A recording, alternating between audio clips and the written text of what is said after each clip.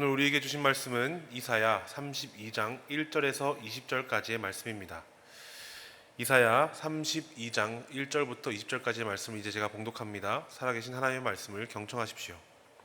보라, 장차 한 왕이 공의로 통치할 것이요 방백들이 정의로 다스릴 것이며 또 그 사람은 광풍을 피하는 곳, 폭우를 가리는 곳 같을 것이며 마른 땅의 냇물 같을 것이며 곤비한 땅의 큰 바위 그늘 같으리니 보는 자의 눈이 감기지 아니할 것이요 듣는 자가 귀를 기울일 것이며 조급한 자의 마음이 지식을 깨닫고 어눌한 자의 혀가 민첩하여 말을 분명히 할 것이라.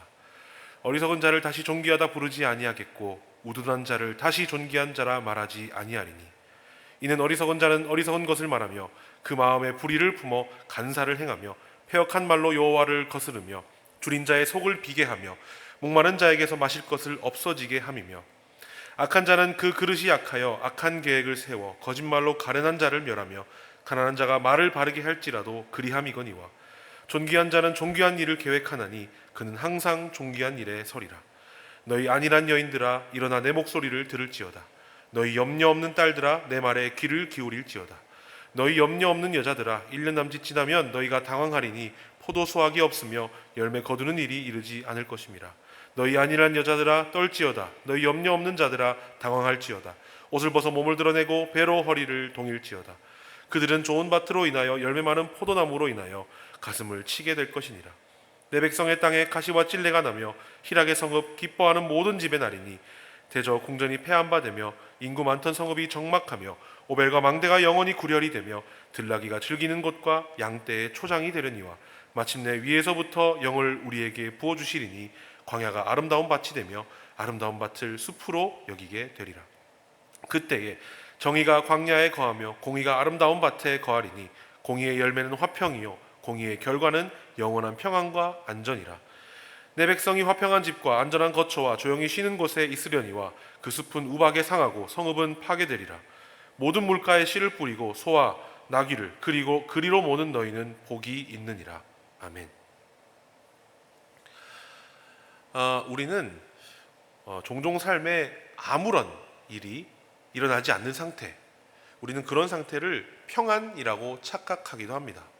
통장에 잔고가 있고 당장 내 몸에 아픈 곳이 없으며 가정과 직장에 골치 아픈 문제가 없을 때 우리는 스스로 안전하다, 평안하다 하고 느낍니다. 하지만 오늘 본문의 이사야 선지자는 상황에 기대어 있는 이 상태를 가리켜 평안이 아니라 안일함, 즉 거짓 평안이라고 날카롭게 지적합니다. 그저 아무 일 없는 상태는 진짜 평안이 아닙니다. 왜냐하면 예상치 못한 삶의 광풍과 폭우가 몰아칠 때 내 상황과 조건에 기대어 있던 그 얄팍한 평안은 순식간에 무너져 내리기 때문입니다. 그렇다면 오늘 본문이 말하는 진정한 평안은 어떻게 주어집니까? 진정한 평안은 고난이 없는 상태가 아니라 참된 통치자의 다스림이 있을 때 비로소 시작됩니다. 오늘 설교의 제목처럼 백성을 돌보는 참 통치자가 내 삶에 임재하셔서 공의와 정의로 나를 다스리실 때 상황을 뛰어넘는 진짜 평화가 우리 삶에 임하게 됩니다.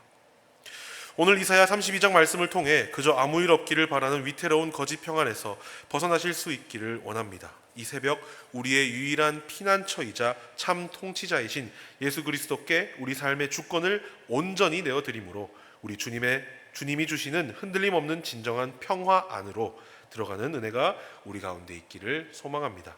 먼저 본문의 구조를 살펴봤으면 좋겠습니다. 오늘 본문은 크게 두 부분으로 나눠집니다. 1에서 8절 먼저 의로운 왕이라는 주제로 전해집니다. 주님의 공의와 정의로 통치되는 사회의 모습을 1에서 4절에서 먼저 그리고 있고 5에서 8절에서는 사람들의 평가가 변화되었음을 말씀하고 있습니다. 어리석은 자와 우둔한 자를 존귀하다 부르지 않는 것처럼 주님의 공의와 정의가 바로 서서 이전에 그러했던 것들이 다시 정상화된다는 말씀입니다. 두 번째는 9절에서 20절까지의 말씀인데요. 성령에서 나오는 생명에 관한 이야기를 하고 있습니다. 9에서 14절에는 거짓 평안인 안일함만을 구하는 이들에게 심판과 멸망이 있을 것임을 말씀하고 있고 마지막 15절에서 20절에서는 주님의 영 곧 성령으로 세워질 진정한 평안이 있는 평화가 있는 사회를 정의와 공의가 바로 선 사회를 예언하며 오늘 말씀은 마쳐지게 됩니다. 1절에서 4절 말씀입니다. 보라, 장차 한 왕이 공의로 통치할 것이요 방백들이 정의로 다스릴 것이며 또 그 사람은 광풍을 피하는 곳, 폭우를 가리는 곳 같을 것이며 마른 땅의 냇물 같을 것이며 곤비한 땅의 큰 바위 그늘 같으리니 보는 자의 눈이 감기지 아니할 것이요 듣는 자가 귀를 기울일 것이며 조급한 자의 마음이 지식을 깨닫고 어눌한 자의 혀가 민첩하여 말을 분명히 할 것이라. 한 왕의 통치가 시작됩니다. 이 왕은 우리 주 예수 그리스도를 예언하고 있습니다. 불의한 현실 너머의 완벽한 통치자에 대해 예언하고 있는 것입니다. 그리고 그 통치, 완벽한 모습으로 2절과 3절과 4절에 이어서 묘사가 되고 있습니다. 이 왕의 통치 이념이 1절에 언급된 바로 공의와 정의입니다. 당시 이스라엘 백성들이 겪던 불의와는 아주 정반대의 개념입니다. 그 이야기들이 바로 뒤에 묘사가 되는데요. 5절에서 8절 말씀입니다. 어리석은 자를 다시 존귀하다 부르지 아니하겠고 우둔한 자를 다시 존귀한 자라 말하지 아니하리니 이는 어리석은 자는 어리석은 것을 말하며 그 마음에 불의를 품어 간사를 행하며 패역한 말로 여호와를 거스르며 줄인 자의 속을 비게 하며 목마른 자에게서 마실 것을 없어지게 함이며 악한 자는 그 그릇이 약하여 악한 계획을 세워 거짓말로 가련한 자를 멸하며 가난한 자가 말을 바르게 할지라도 그리함이거니와 존귀한 자는 존귀한 일을 계획하나니 그는 항상 존귀한 일에 서리라. 아멘. 이스라엘 백성들이 겪었던 불의함은 바로 이런 것입니다. 5절에 보면 어리석은 자가 존귀하다 칭함을 받으며 우둔한 자를 또 존귀한 자라 말했다라고 합니다.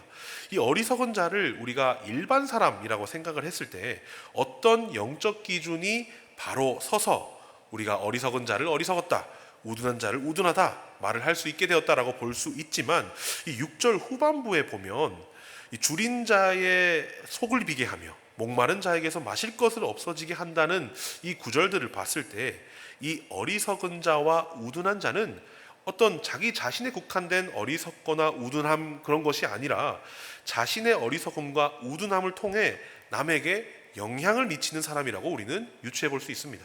바로 1에서 4절에 언급된 우리의 완전한 왕과 비교되는 어리석은 왕, 우둔한 왕일 것입니다.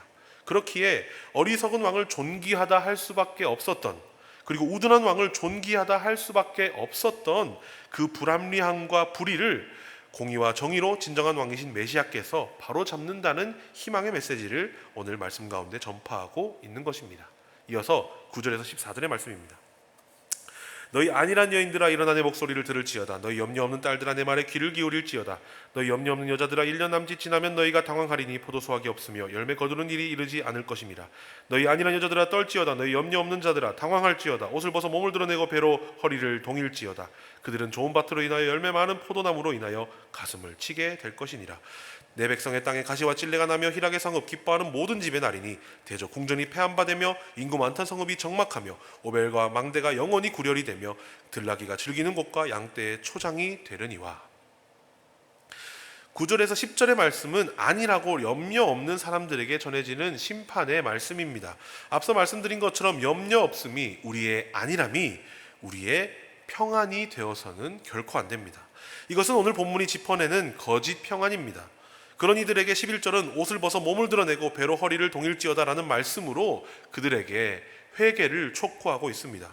우리 인생에 아무런 일이 없고 평안한 것 같을 때, 그때가 바로 우리의 영이 죽어가고 있는 회개의 때임을 우리는 말씀을 통해서 기억해야 합니다. 마찬가지로 12절에서 14절 말씀 또한 안일함과 거짓 평안에 젖어 사는 사람들에게 주어지는 경고의 메시지로 우리는 어렵지 않게 읽어낼 수 있습니다. 이어서 15절에서 20절 말씀입니다. 마침내 위에서부터 영을 우리에게 부어주시리니 광야가 아름다운 밭이 되며 아름다운 밭을 숲으로 여기게 되리라. 그때에 정의가 광야에 거하며 공의가 아름다운 밭에 거하리니 공의의 열매는 화평이요 공의의 결과는 영원한 평안과 안전이라. 내 백성이 화평한 집과 안전한 거처와 조용히 쉬는 곳에 있으려니와 그 숲은 우박에 상하고 성읍은 파괴되리라. 모든 물가에 씨를 뿌리고 소와 나귀를 그리로 모는 너희는 복이 있느니라. 아멘. 그렇다면 이 진정한 평안, 우리의 진정한 왕이신 메시아 구주 예수 그리스도께서 우리에게 주시는 참 평안은 어디로부터 오는 것이며 또한 그것은 무엇일까요? 15절에서는 마침내 위에서부터 곧 하늘에서부터 우리 주님의 성령이 부어주실 것을 예언하고 있습니다. 그렇게 될 때 아무것도 없었던 척박한 광야가 소산물과 열매를 내는 밭이 될 것이며 아름다운 밭이 무성해져서 숲이 될 것임을 말씀하고 있습니다. 그 아름다운 땅에 무엇이 거한다고 하십니까? 바로 주님의 정의와 공의, 곧 하나님 나라의 통치 이념, 다시 말해 주님의 다스리심이 있는 곳이 바로 그곳에 바로 진정한 평안과 안전이 있다라고 17절은 말씀하고 있는 것입니다. 19절에서 20절은 거짓 평안 안에 있는 그들은 상하고 파괴되리라 하시지만 주님의 통치 아래 있는 사람들은 복이 있다고 말씀하시며 오늘 말씀이 마무리되게 됩니다. 그렇다면 무엇입니까? 우리가 이 새벽에 간절히 구해야 할 것은 내 삶의 환경이 그저 편안해지는 아무 일 없음이 아닙니다. 바로 15절의 말씀처럼 위에서부터 부어주시는 우리 주님의 영입니다. 내 힘과 내 노력, 세상의 방법으로는 결코 내 삶의 척박한 광야를 아름다운 밭으로 바꿀 수 없습니다.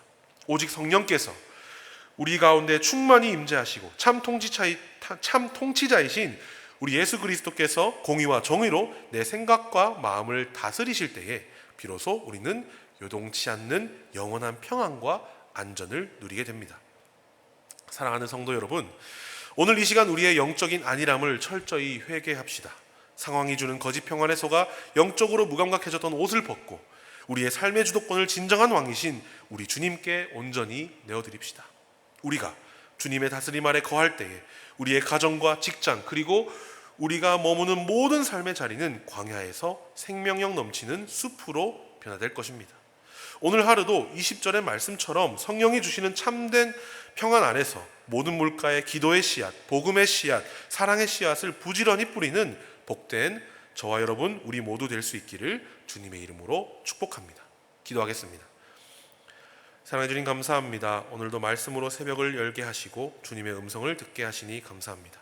우리의 삶에 아무런 일이 없을 때 이것은 거짓 평안으로 경계하고 주님의 영으로 충만함을 받아 오직 주님의 통치하심 안에서 살아갈 수 있는 지혜와 능력을 우리에게 허락하시옵소서. 감사드리며 예수님의 이름으로 기도합니다. 아멘.